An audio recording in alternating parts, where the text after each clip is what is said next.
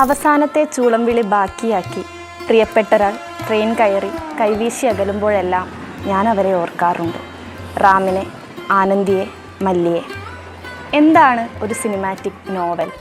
അനിഷേധ്യമായ തരത്തിൽ പുതുതലമുറയെ ആകർഷിച്ചുകൊണ്ടിരിക്കുന്ന കാഴ്ചക്കഥകളെ മൊത്തമായും ചില്ലറയായും സിനിമാറ്റിക് നോവലുകളുടെ ഗണത്തിൽ ഉൾപ്പെടുത്താം.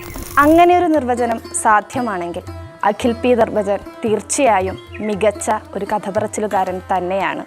നമ്മുടെ ജീവിതത്തെ ചുറ്റിപ്പറ്റി നിൽക്കുന്ന ആളുകളിൽ ഒരാളെങ്കിലും നമ്മളെ രഹസ്യമായി പ്രണയിക്കുന്നുണ്ട്.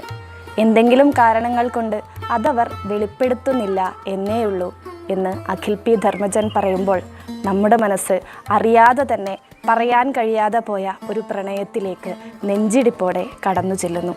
കരിമീനുകളുടെ കഥ പറയുന്ന റാം സ്നേഹത്തെ വാർത്തെടുക്കുന്ന ദിശ ആനന്ദിയിലും മല്ലിയിലും തട്ടി നമ്മുടെ നെഞ്ചുലയ്ക്കുന്നു.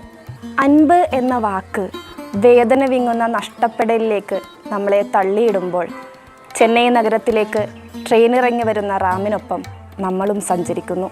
റാം കെയർ ഓഫ് ആനന്ദി ഉത്തരാധുനിക രചനാരീതികളെ സംതൃപ്തിപ്പെടുത്തുന്ന ഒരു ഉത്കൃഷ്ട കൃതിയല്ല. എന്നാൽ ഒരു കഥപറച്ചിലുകാരൻ്റെ ഹൃദയഭാഷയിൽ എഴുതിയ പുതുവായനക്കാരുടെ ദൃശ്യബോധത്തെ കൊണ്ട് മികച്ചതെന്ന് പറയിക്കുന്ന ഒരു കൃതി തന്നെയാണ്. നമ്മൾ എന്തുകൊണ്ടാണ് നമ്മളിൽ നിന്നും അന്യരായ മറ്റൊരാളെ ഇത്രമേൽ സ്നേഹിക്കുന്നത് എന്നതിന് നമുക്കിപ്പോഴും ഉത്തരമില്ലല്ലോ.